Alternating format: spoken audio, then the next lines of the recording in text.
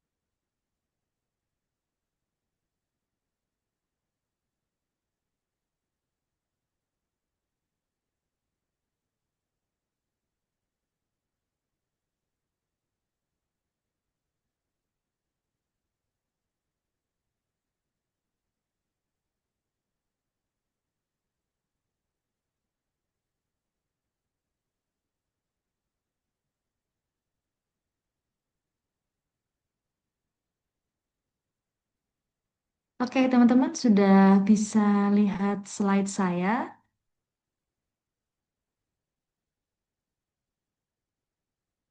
Bisa, Bu. Oke, ya. Saya mulai aja, teman-teman ya. Hmm, ya, oke. Selamat siang sebelumnya. Mohon maaf, ini kan kuliah pengganti ya. Jadi sebenarnya presensinya itu sudah terhitung masuk semua, sudah dipresensikan juga sama apa admin. Karena kuliah pengganti, tapi harapan saya tetap kalian bisa join karena nanti di akhir materi saya akan kasih sama ya, kasih quiz gitu ya. Oke. Nah, untuk kompilasi kuis pada materi yang saya ajarkan, kalau nggak salah 4 kali ya sama yang materi hari ini, itu nanti bobotnya 20% dari untuk nilai NAS ya, total NAS keseluruhan. Jadi bobot saya 20%, lalu nanti yang 80% adalah tugas akhir kalian yang membuat naskah ya, book chapter itu 80%. Jadi tolong sekarang segera dipikirkan topik-topik yang involve ke dalam topik besar yang sudah dibagikan oleh Bu Maria gitu ya, dan segera berkonsultasi ke masing-masing dosen pembimbing. Ya. Seperti itu teman-teman ya. Oke. Jadi nanti kalian tidak ada UAS UAS secara tertulis, tapi pengerjaan dan tapi pengambilan nilainya dari saya, dari nilai-nilai kuis dan juga dari book chapter ya, tugas book chapter. Oke, nah saya mulai aja materi pada siang hari ini adalah terkait dosis ya, dosis pada bahan tambahan makanan. Nah, sebenarnya ini cukup mudah sih ya, cukup mudah aja untuk dosis, tapi perlu untuk diketahui gitu. Oke, untuk capaiannya itu nanti teman-teman akan memahami apa itu ADI dan bagaimana cara menghitung takaran ya, takaran bahan tambahan makanan. Nah,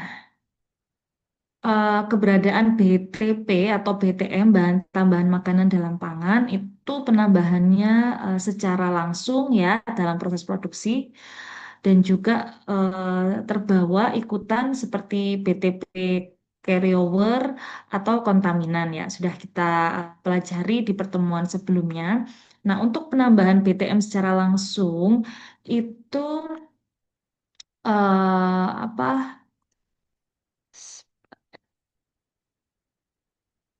Nah, untuk penambahan BTM secara langsung harus mengikuti batas maksimal, ya, batas maksimal yang sudah diterapkan atau ditetapkan oleh peraturan Badan POM. Dalam hal ini Perkapom nomor 19 ya, tahun 2019. Nah, Ini contoh ya, contoh penulisan batasan maksimal ya. Jadi batasan maksimal itu terhitungnya adalah misal ini BTM pengawet natrium sorbat itu batasannya maksimumnya adalah 1000 miligram per kilo ya, terhitung sebagai asam sorbat.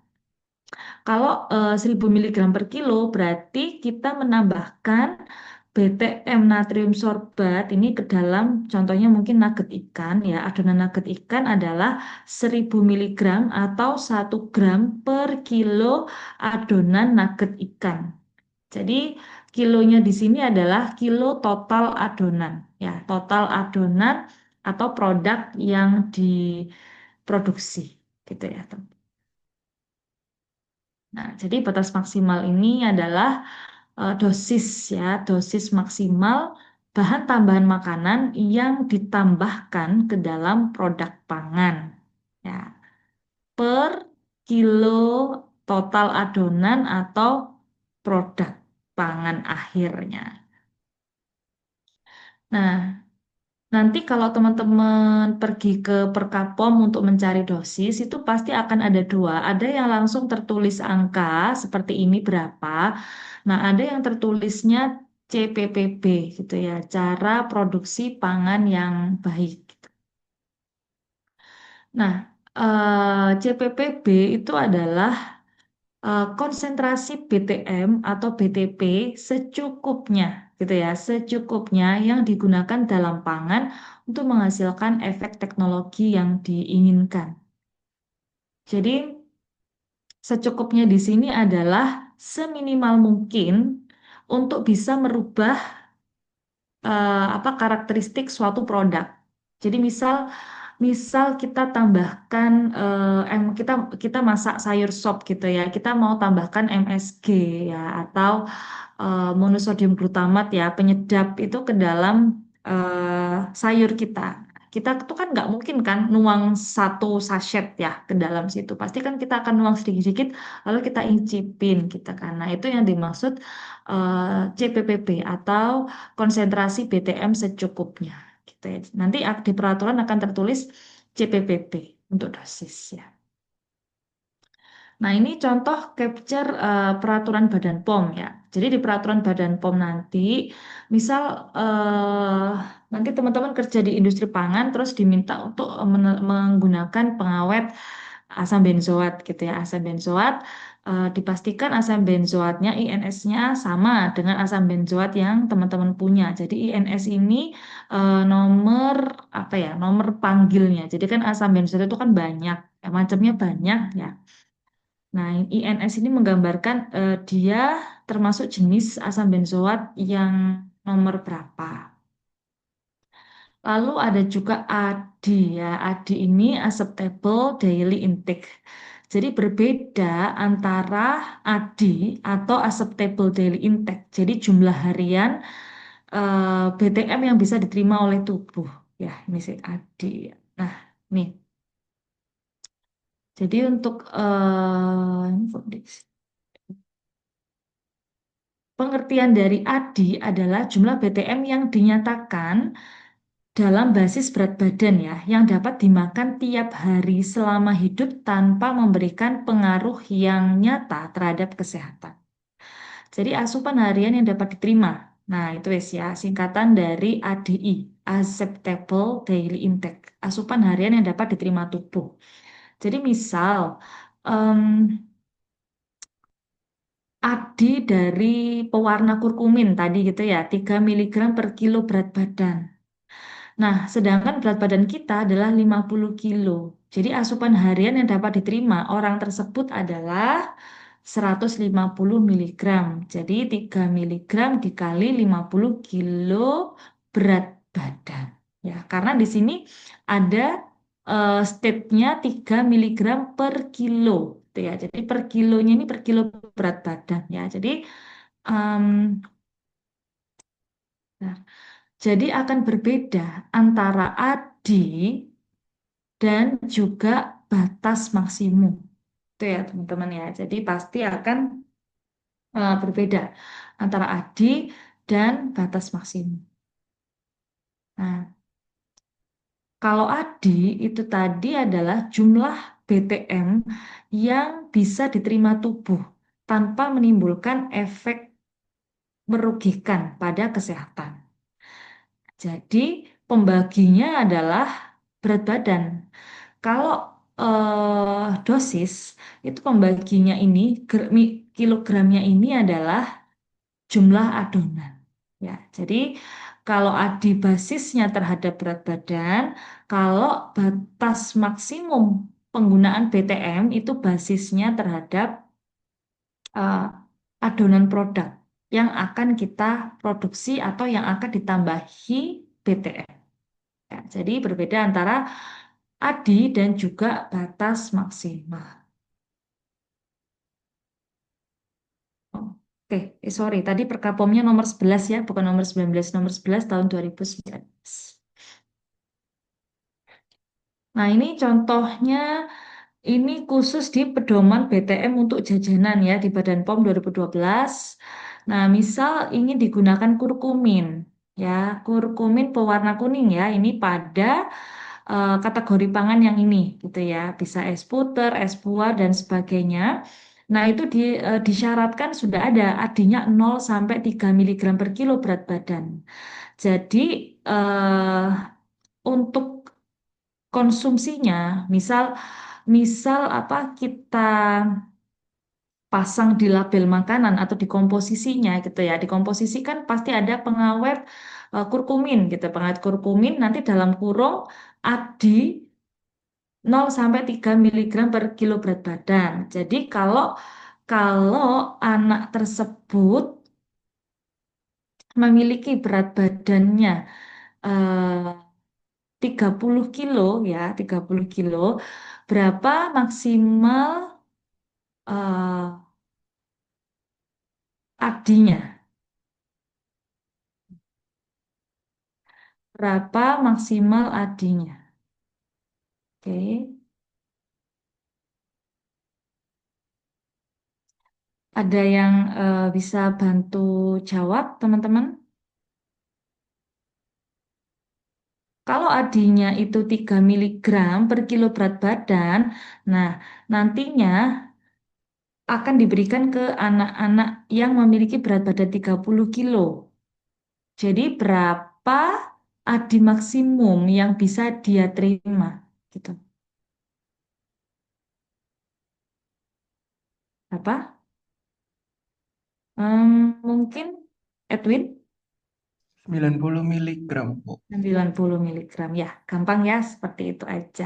90 miligram ya yang bisa em, dia terima dalam satu hari.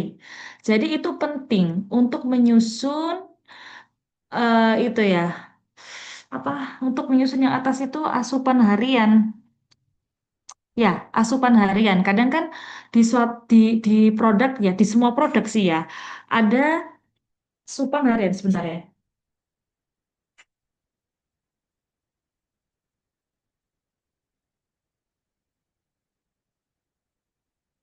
Oke.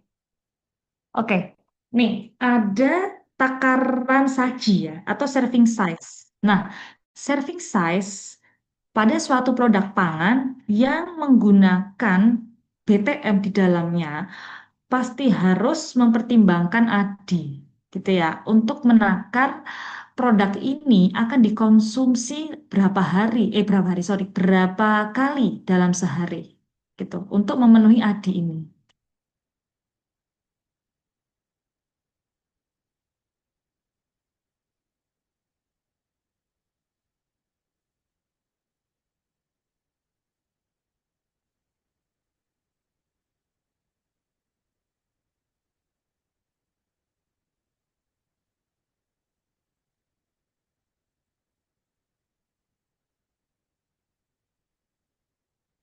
Nah, jadi karena korelasinya dengan berat badan, makin apa berat gitu ya, makin berat orang tersebut atau makin besar berat badannya, maka eh, jumlah BTM yang dia terima akan makin besar gitu ya, itunya rentangnya yang bisa ditoleransi oleh tubuh.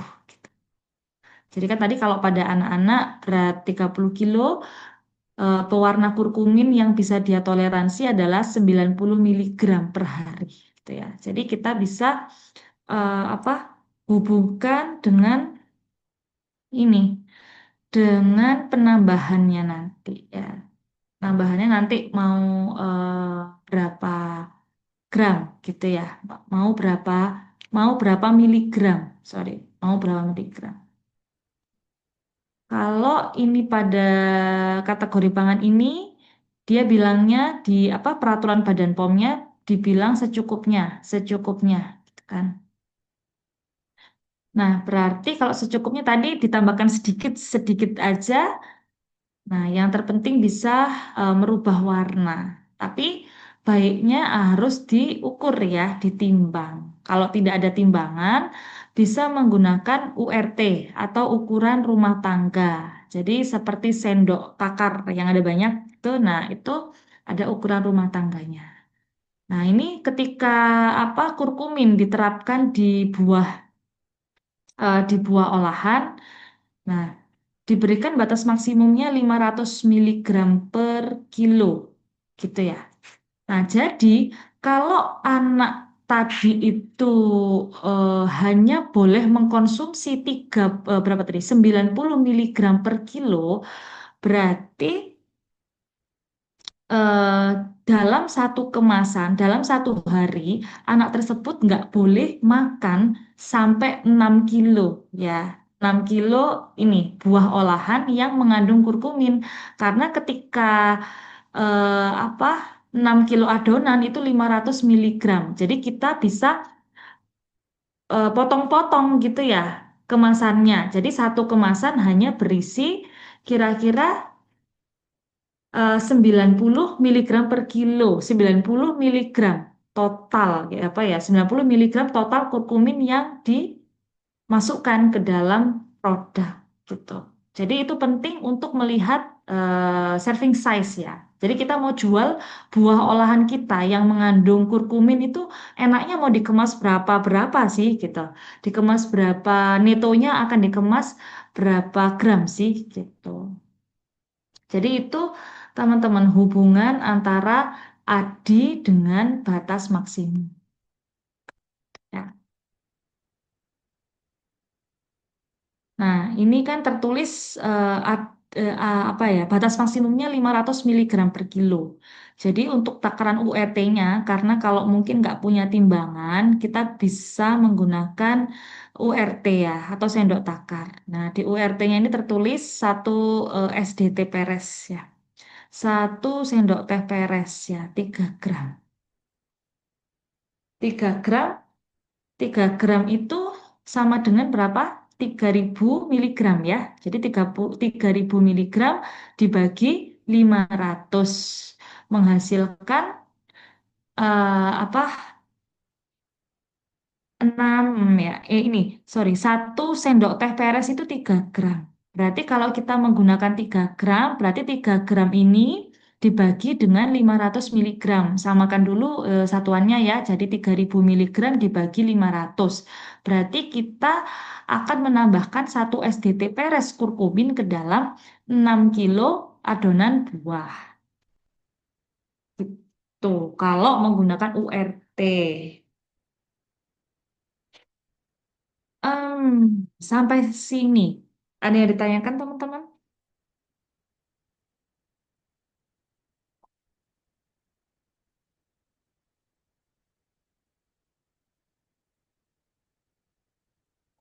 Silakan kalau ada pertanyaan.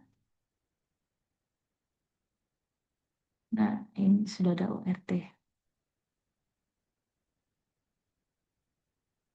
Gitu ya teman-teman ya, saya ulangi lagi. Jadi 90 miligram ya. Jadi kalau apa namanya ADI itu hubungannya nanti untuk serving size harian atau takaran saji harian. ADI menggambarkan dosis yang bisa diterima oleh tubuh, dosis BTM yang bisa diterima oleh tubuh tanpa menimbulkan efek kesehatan yang merugikan gitu ya.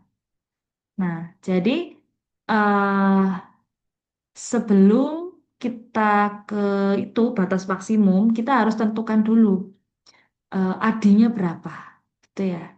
Jadi ketika udah tahu AD-nya sekian, lalu nanti pangsa pasar kita adalah anak-anak yang usianya minimal 30 kilo, ya berat badannya, itu bisa kita tentukan bahwa AD kita, AD produk buah olahan kita itu maksimal di 90 miligram per kilo berat badan.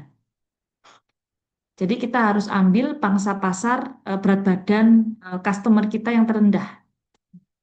Kalau yang ter nanti kalau di atas 30 kilo beratnya berarti kan udah nggak masalah kan kalau menerima karena rentangnya akan jadi lebih besar gitu ya seiring dengan bertambahnya berat badan gitu. Jadi dia makin tubuhnya makin bisa mentoleransi adanya BTM kurkumin yang masuk. Jadi kita akan kalikan dengan berat badan customer yang terendah. Nah, tadi kita ambil 30 kilo, berarti kan tinggal 3 miligram dikali 30 ya, sama dengan berapa? 90 miligram. Nah, untuk 90 miligram ini, kalau kita mau apa? Kita mau masukkan 6 kilo ya, atau kita mau masukkan ini ya, berarti kalau kita mau masukkan 3 gram atau 3000 miligram, berarti kita harus timbang produk kita, sehingga produk kita netonya itu adalah per kemasan 90 miligram gitu, untuk kurkuminnya ya, untuk kandungan kurkumin di dalam. Seperti itu. Oke, ada pertanyaan kah?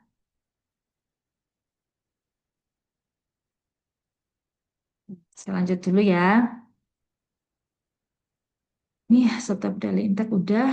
Nah, kalau acceptable daily intake ini didasarkan pada LD50 ya, lethal dose. Jadi, sudah diuji toksisitasnya. Jadi, LD50 yang artinya adalah menghasilkan 50% kematian terhadap hewan jika diberikan dosis satu kali. Ya. Jadi, perhitungan ADI itu sudah didasari oleh perhitungan lethal, lethal dose. Ya. LD50. Nah, batas maksimum adalah jumlah maksimum BTM yang diizinkan terdapat pada pangan dalam satuan yang ditetapkan ya, tadi ya batas maksimum. Jadi nanti kalian pada peraturan Badan POM ketika kalian ingin menambahkan BTM, nah yang harus dilihat adalah batas maksimum, lalu kata-kata CPPB, berarti kalau CPPB itu kan secukupnya ya, dia tidak menera angka tertentu seperti batas maksimum atau tidak memberikan dosis tertentu seperti batas maksimum, tapi cukup CPPB aja. Lalu ada URT. Nah, URT ini untuk mempermudah menakar bahan tambahan pangan ketika tidak memiliki timbangan analitik. Gitu. Nah, ini ya yang apa eh, eh, alat timbang ya, alat timbang yang dipakai timbangan analitik. Tapi kan kalau UMKM kan jelas tidak punya semua ya. Jadi mungkin pendekatannya kalau UMKM paling benar adalah menggunakan sendok takar yang seperti ini. Nah, ini contoh perhitungan biasa aja, teman-teman. Jadi ketika ingin menambahkan apa ini sorbat ya, sorbat asam sorbat di NS200 ke dalam muffin ya. Jadi ketika di peraturan itu kita lihat kategori pangannya. Kategori pangannya itu apa yang mau kita tambahkan BTM pengawet. Nah, misal ini jenis muffin, kita tambahkan asam sorbat. Batas maksimumnya adalah 1000 ya, 1000 miligram per kilo adonan.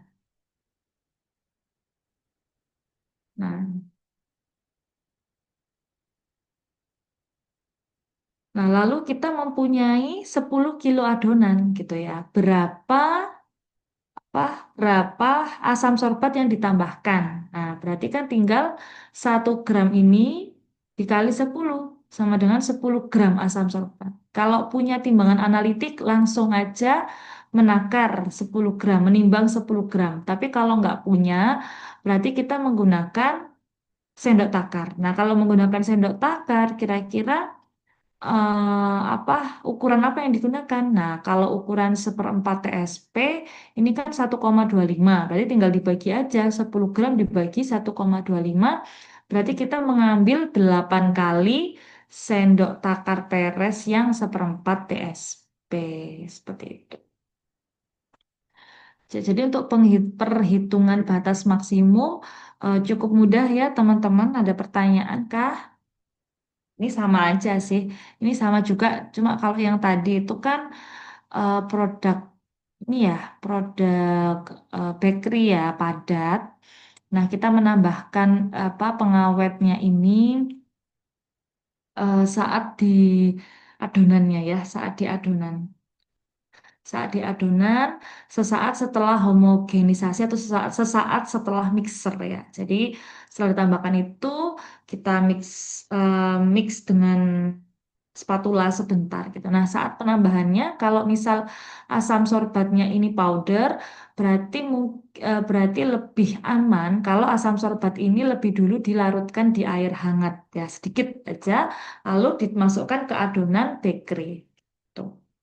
Biar apa lebih homogen. Nah, kalau produknya itu sirup buah cair, nah itu tidak perlu dicampur dulu ke itu, tidak perlu dicampur dulu ke air ya. Langsung aja dicampurkan ke sini. Nah, sesaat setelah masak ya, sirupnya masak. Sesaat setelah apa mendidih, masak, dimatikan, masih masih anget ke panas gitu ya, sekitar suhu 70-an, itu boleh dimasukkan natrium benzol. Nah, ini sama aja sih ya.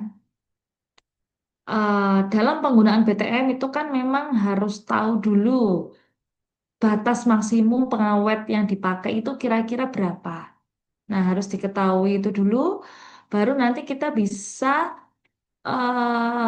menghitung berdasarkan larutan sirup atau adonan yang kita punya. Gitu. Jadi nomor satu harus tahu batas maksimum, nomor dua adalah berapa kilo adonan atau produk yang akan ditambahi pengawet tersebut. Gitu ya. Baru nanti kita bisa mengalihkan hasilnya, bisa langsung ditimbang atau bisa kita gunakan sendok takar. Kalau menggunakan sendok takar berarti kan dibagi seperti ini ya. Oke. Cukup mudah ya, teman-teman ya. Ada pertanyaan kah? Sambil saya ganti ke slide berikutnya. Silakan kalau ada pertanyaan. Hmm.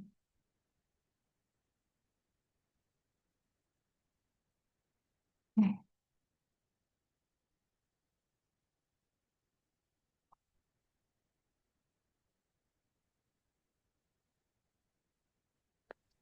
Ini selanjutnya akan menjelaskan faktor-faktor dari pathway.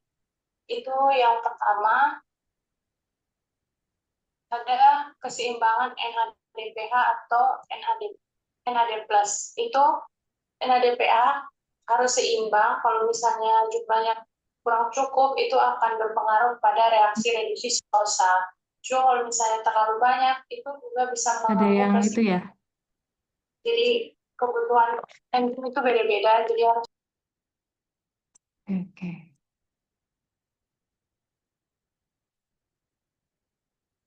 Prim. Silakan kalau ada pertanyaan ya, teman-teman.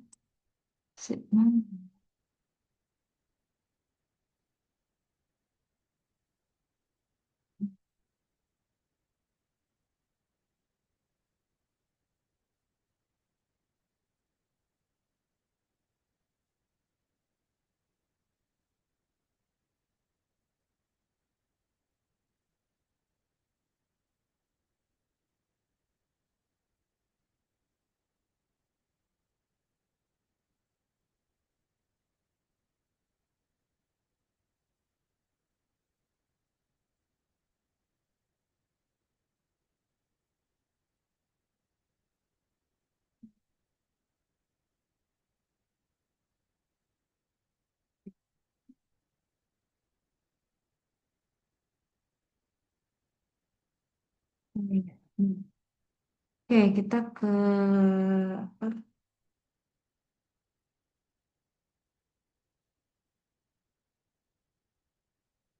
Pelabelan ya, pelabelan produk pangan. Kita ke pelabelan produk pangan.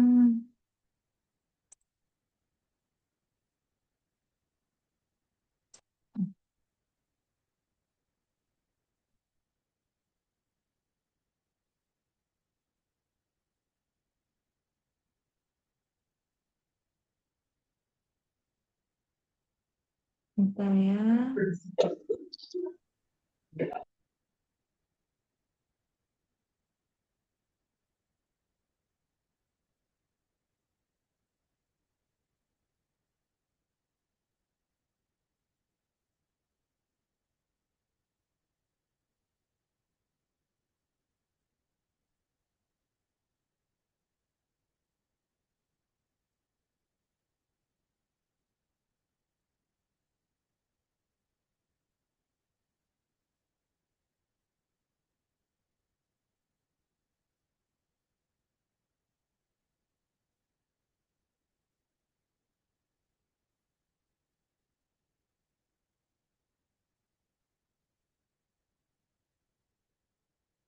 Kalau ada pertanyaan, silakan teman-teman ya, sebentar ya.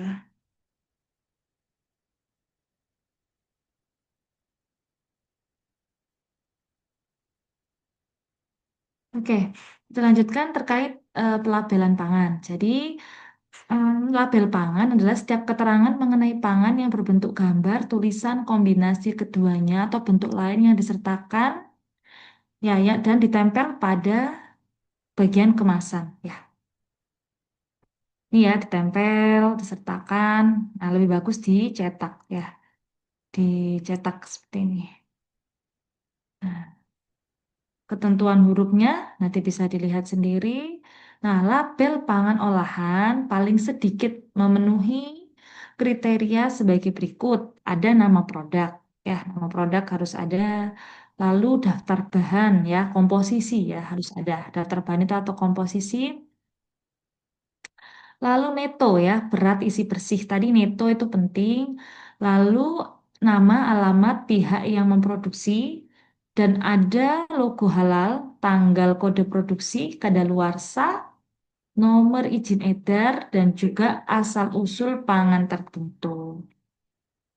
Nah ini pelabelan produk pangan untuk B2B ya. Yang pertama nama produk. Nah nama produk ini ada di depan ya. Nama produk ada di depan. Air minum dalam kemasan tepung terigu gitu kan.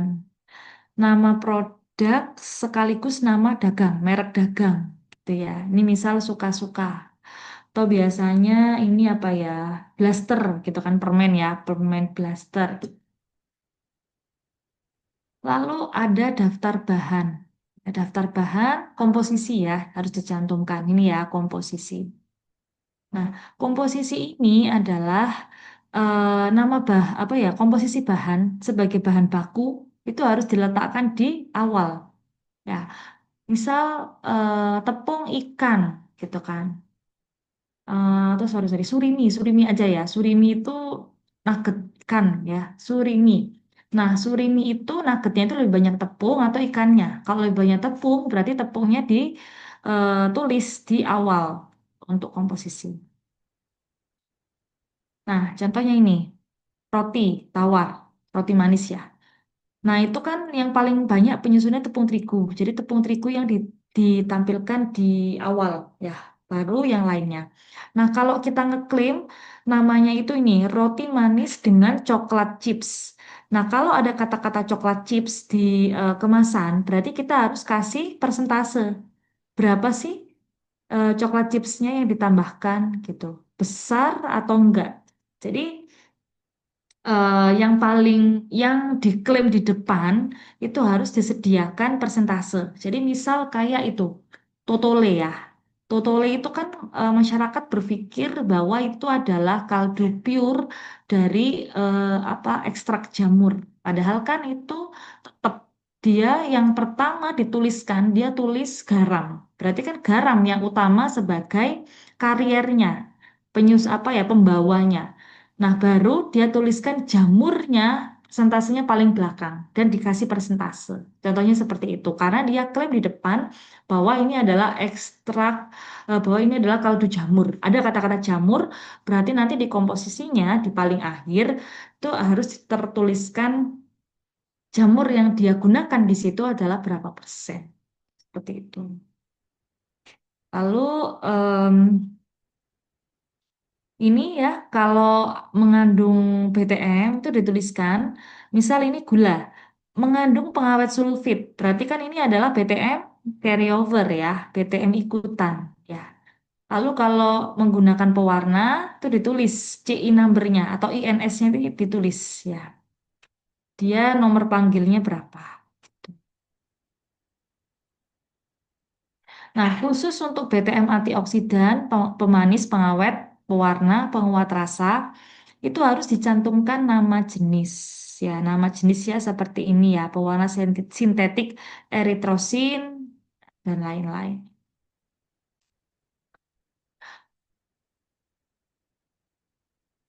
Pencantuman informasi tanpa BTM. Informasi tanpa BTP pada label pangan hanya dapat dicantumkan berupa misal tanpa pemanis buatan, tanpa pengawet, tanpa pewarna sintetik, tanpa antioksidan atau tanpa penguat rasa. Nah, jadi tidak boleh mencantumkan misal non MSG, non kata-kata non ini. Jadi harus menggunakan kata-kata misal tanpa gitu ya, tanpa penguat rasa atau tanpa pemanis buatan kalau memang benar tidak ditambahkan jenis BTM yang disebutkan ini di dalam produk. Nah, lalu ada peringatan ya, pangan olahan yang mengandung pemanis buatan, misal pemanis buatan aspartam seperti itu ya, atau pangan olahan untuk penderita diabetes. Itu apa tanda-tanda apa spesialisasi produk yang seperti itu wajib dituliskan di kemasan. Lalu berat bersih ya, nito harus dicantumkan gram, mili, atau liter, kilogram. Lalu produsen ya, diproduksi oleh, dikemas oleh. Nah, ini penting untuk layanan customer. Jadi kalau customer menemukan ketidaksesuaian produk, kontaminasi, akan menghubungi pabriknya ya yang memproduksi produk tersebut. Begitu juga dengan apa asal produsen yang impor ya, alamat yang impor itu juga harus dituliskan. Lalu logo halal ya, logo halal itu ada di depan ya, di depan kemasan itu harus ya logo halal. Lalu tanggal dan kode produksi. Nah, ini juga wajib dituliskan ya tanggal dan kode produksi. Nah, untuk masa kadaluarsa, peraturan yang baru untuk expired date itu wajib dituliskan di depan ya, tidak boleh dituliskan di belakang dan kecil gitu sehingga nanti customer nggak aware akan itu, tapi dituliskannya di depan ya, biar customer langsung aware, oh ini expired date-nya berapa, tanggal berapa, tahun berapa. Nah, harus memiliki nomor izin edar ya, minim PIRT ya untuk industri rumah tangga. Kalau produk impor, BPOM RI ML ya. Kalau dalam negeri, BPOM RI MD harus dicantumkan. Lalu mencantumkan apa asal usul bahan pangan tertentu ya. Jadi misal produk tersebut mengandung babi gitu ya, pangan olahan yang mengandung babi. Nah, atau dituliskan seperti ini. Nah, itu termasuk yang harus dituliskan. Atau dituliskan produk rekayasa genetik gitu. Nah, seperti ini untuk apa alergen juga di bold ya. ini mengandung isolat protein kedelai. Itu juga harus dituliskan di eh, komposisi. Ya.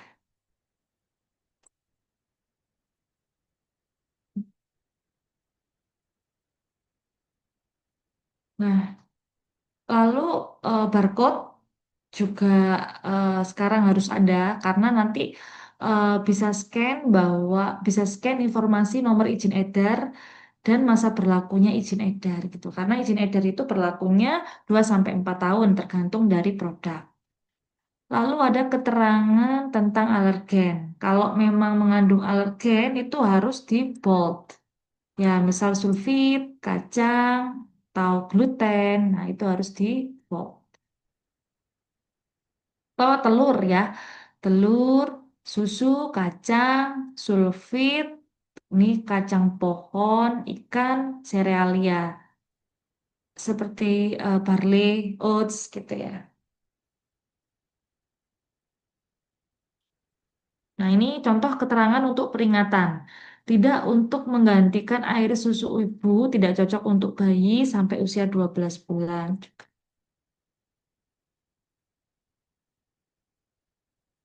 Nah, lalu untuk logo kemasan pangan, logo tara pangan ini biasanya ada di kemasannya ya. Biasanya ada di kemasan. Misal itu dikemas di dalam botol plastik, nah pasti ada kok ya segitiganya. Dan sekarang untuk pengemas pangan tambahannya selain ada logo segitiga ini harus ada logo tara pangan. Jadi memberikan informasi bahwa plastik sebagai kemasan pangan itu memang food grade gitu. Jadi digunakan untuk keperluan makan dan minum. Nah,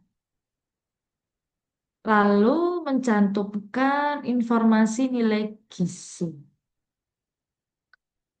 Nah, untuk peraturannya, keterangan tentang ING atau informasi nilai gizi wajib dicantumkan untuk semua pangan olahan.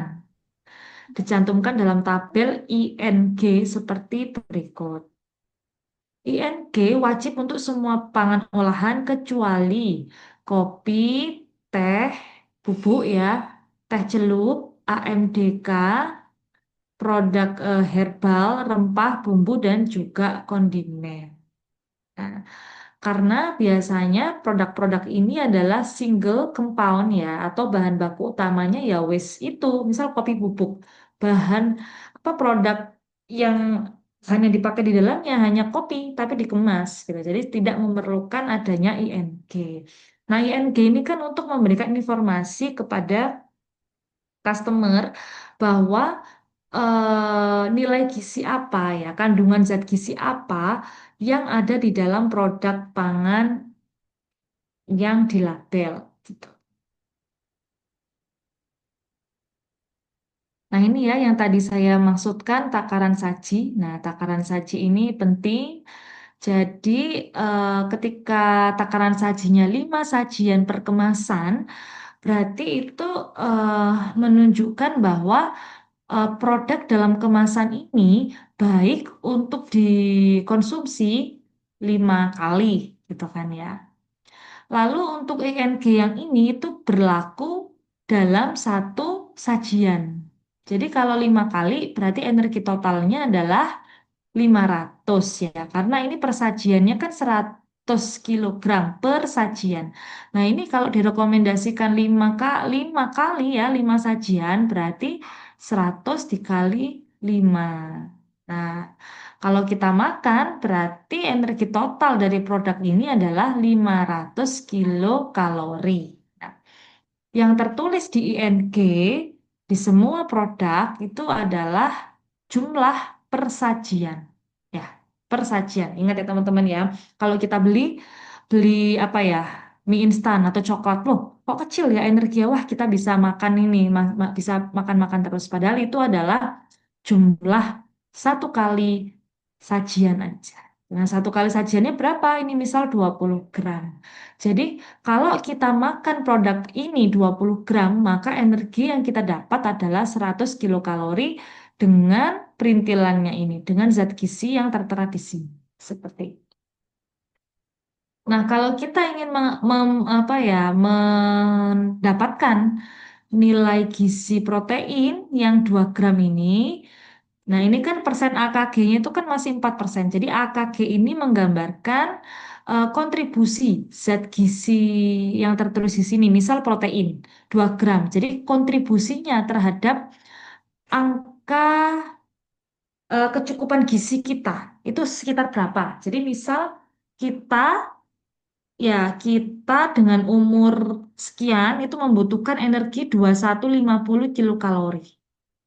Nah, untuk kebutuhan energi 2150 kilokalori, berapa kebutuhan proteinnya? Kira kebutuhan proteinnya berapa persen gitu ya. Nah, kalau kita konsumsi 2 gram, ternyata itu hanya memberikan kontribusi 4%. Ya. Nah, itu kalau kita konsumsinya 20 gram toh. Tapi kalau kita konsumsinya 40 gram atau 5 kali jadi 100 gram, berarti kan otomatis ini kontribusinya menjadi 20% ya. 20% dari kebutuhan protein dalam asupan harian tubuh untuk energi 2150 kilokalori. Itu ya teman-teman cara bacanya.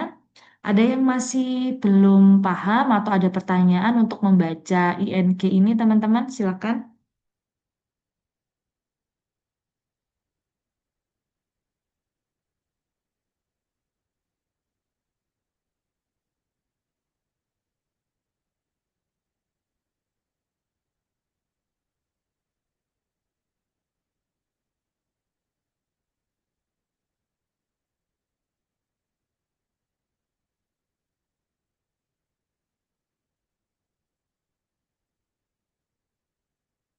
Oke, saya lanjut ya teman-teman ya. Nah ini untuk menghitung ING ini dapat dari mana ya gramasinya? Ini dapat dari mana atau juga apa energi total ini dari mana? Nah itu untuk menghitungnya itu didapat dari ini ya ah,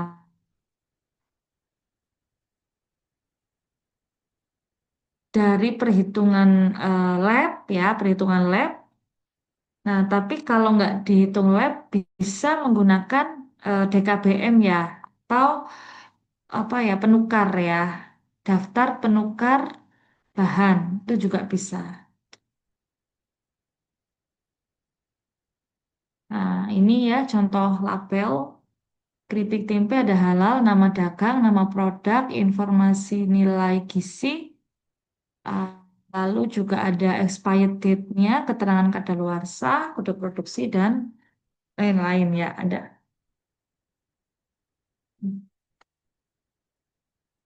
Ya,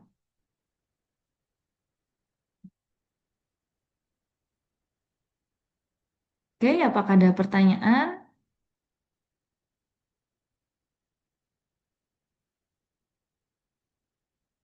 Ada pertanyaan teman-teman? Ya, kalau nggak ada, saya lanjut lagi ya. Untuk klaim, ya, klaim. Ini materi kuliah tamu dari Badan POM ya. Klaim. Klaim itu diartikan sebagai segala bentuk uraian yang menyatakan, menyarankan, atau secara tidak langsung menyatakan perihal karakteristik tertentu suatu pangan yang berkenaan dengan asal-usul kandungan gizi, sifat, produksi, pengolahan, komposisi, atau faktor mutu lainnya.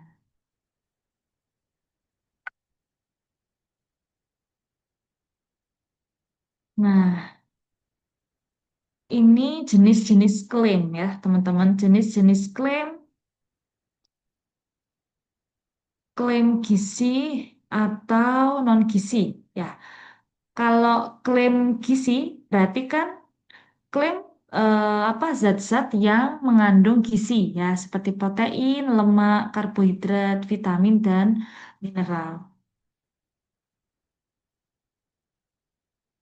Nih, klaim kandungan zat gizi. Jadi klaim rendah, bebas, sumber tinggi kaya ya seperti kemarin. Nah, atau misal ini klaim tanpa penambahan gula, itu juga bisa diklaim.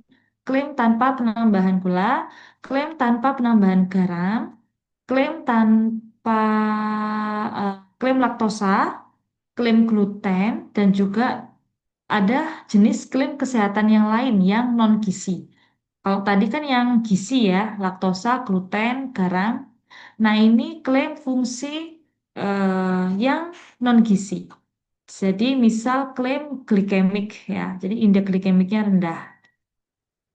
Klaim isotonik, klaim vegan, lalu klaim terkait mikroorganisme, misal berisi mikroorganisme berapa CFU per mili gitu. Nah, untuk pengajuan klaim itu harus diajukan ke EREC-nya Badan POM ya. Nanti Badan POM akan menelaah seperti ini MS sesuai atau tidak gitu ya hasil analisanya. Nah, jadi sebenarnya em, untuk perusahaan atau produk dengan klaim tertentu gitu ya, itu wajib untuk mendaftarkan produknya ke Badan POM untuk dilihat apakah klaimnya itu sesuai. Jadi misal ini klaimnya adalah ini produk minuman rasa coklat susu ya, Tenggo. Nah, dia mengeklaim mengandung vitamin A, D, B1, B3, B6, sama B12. Sebelum dia mengeklaim produknya, misal ini dapat membantu, berperan sebagai, dan lain-lain, itu sudah harus didaftarkan dulu ke Badan POM. Misalnya sumber vitamin A, statusnya ini harus eh, berhasil dulu ya, MS.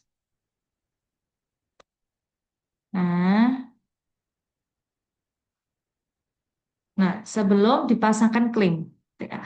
Jadi teman-teman, klaim ini akan terpercaya ketika suatu produk itu sudah memiliki BPOM RIMD, gitu ya. Nah, tidak hanya ini, tapi mestinya ada barcode yang bisa di-scan oleh customer yang menunjukkan nomor aktif Badan POM-nya. Jadi kadang ini bisa overclaim atau dipasangnya sekian persen ya, tapi ketika diuji ternyata hasil analisanya lebih tinggi atau lebih rendah, ya overestimation pada kemasan itu juga bisa terjadi kalau belum diuji oleh Badan POM atau nomor Badan POM-nya sudah expired gitu ya. Itu overclaim juga bisa terjadi. Overclaim yang dituliskan oleh industri pangan. Gitu ya. Jadi memang eh, dalam kasus ini sebenarnya yang memang harus proaktif. Yang pertama adalah kesadaran dari produsennya ini ya. Misal ini produsen PT apa gitu ya.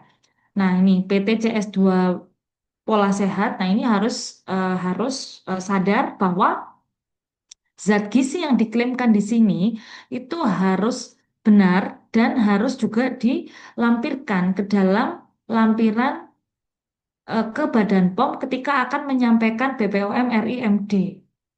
Nah, tidak hanya mengharapkan produsen pangan yang proaktif, tapi saya rasa Badan POM juga harus proaktif untuk melakukan edukasi gitu ya ke banyak industri pangan agar tidak segan-segan melaporkan semua zat gizi yang ada yang tertulis di nutrition pack ini. Nah, harusnya juga diberikan fasilitasi misal gratis ya untuk pengujiannya. Nah, atau bagaimana? Tuh. Lalu yang ketiga memang harus gencar dilakukan sidak ya, sidak. Badan POM-nya itu harus sidak untuk melihat mana produk-produk yang nomor Badan POM-nya ini sudah expired, mana yang belum gitu. Nah, bagaimana dengan PIRT? Karena kalau PIRT ini kalau ada produk masih belum Badan POM tapi PIRT dan sudah mencantumkan informasi nilai gizi, kita percayanya itu mungkin hanya 50% ya, karena memang belum dicek langsung atau diverifikasi langsung oleh Badan POM. Seperti itu, teman-teman. Oke, ada pertanyaan? Ya, ada pertanyaan? Kalau belum Mau tanya, ada, Bu. iya ya silahkan. Kalau misalnya kayak ada kasus tidak gitu ya, Bu, dan Heeh, misal ketahuan gitu kayak yang heeh. diutarakan tidak sesuai, itu apa ada kayak hukum yang mendukung ya, Bu? Misalnya kayak ada denda atau apa gitu? Atau emang gak ada? Ya, Gitu. ini sepengetahuan saya aja ya. Saya disclaimer dulu karena saya bukan petugas apa ya yang kerja di Badan POM. Tapi sepengetahuan saya, yang pertama karena itu merupakan izin edar, berarti kan harus ditarik dari peredaran. Misal ditemukan ketidaksesuaian, ya kan? Nah, atau mungkin kalau Badan POM-nya itu maksudnya ya tidak ada waktu mungkinnya untuk ngecek atau saking sibuknya atau gimana atau at the moment aja ngeceknya. Nah, itu kan bisa bantuan kita ya sebagai customer untuk melaporkan gitu ke Halo POM, itu juga bisa melaporkan produk ini oh ternyata kok overclaim gitu kan misal. Nah, kita bisa juga ikut andil untuk melaporkan produk X gitu sehingga nanti Badan POM akan sidak. Tapi kalau untuk hukuman setahu saya ya karena itu izin edar berarti kan ditarik dari peredaran nomor satu.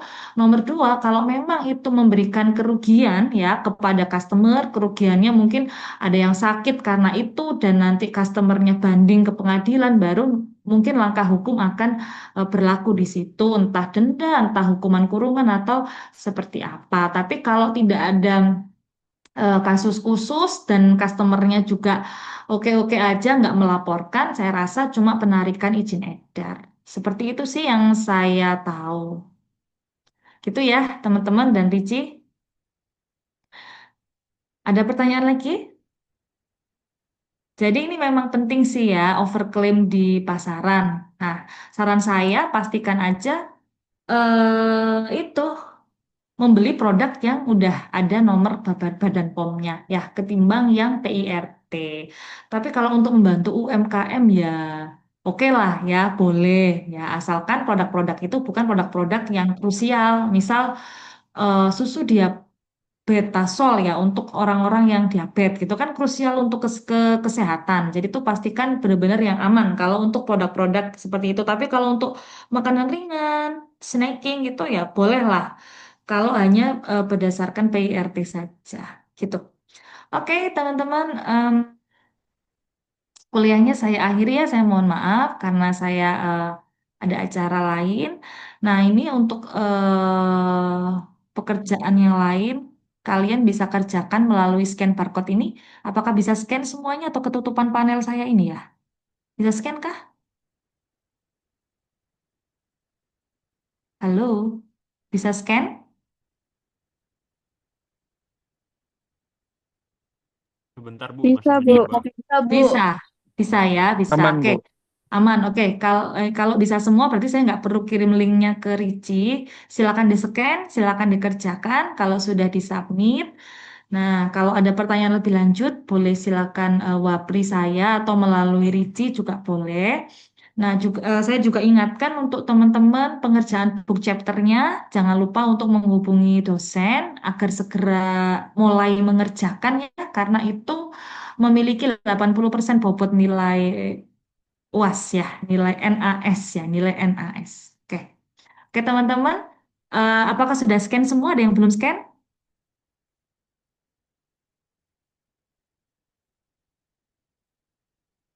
Oke, kalau sudah scan semua, saya stop ya layar saya. Oke, teman-teman, terima kasih atas perhatiannya pada kuliah Kimia Pangan BTM. Nanti sampai jumpa di kelas presentasi ya teman-teman. Selamat siang. Makasih Bu. Terima kasih, Bu. Ya.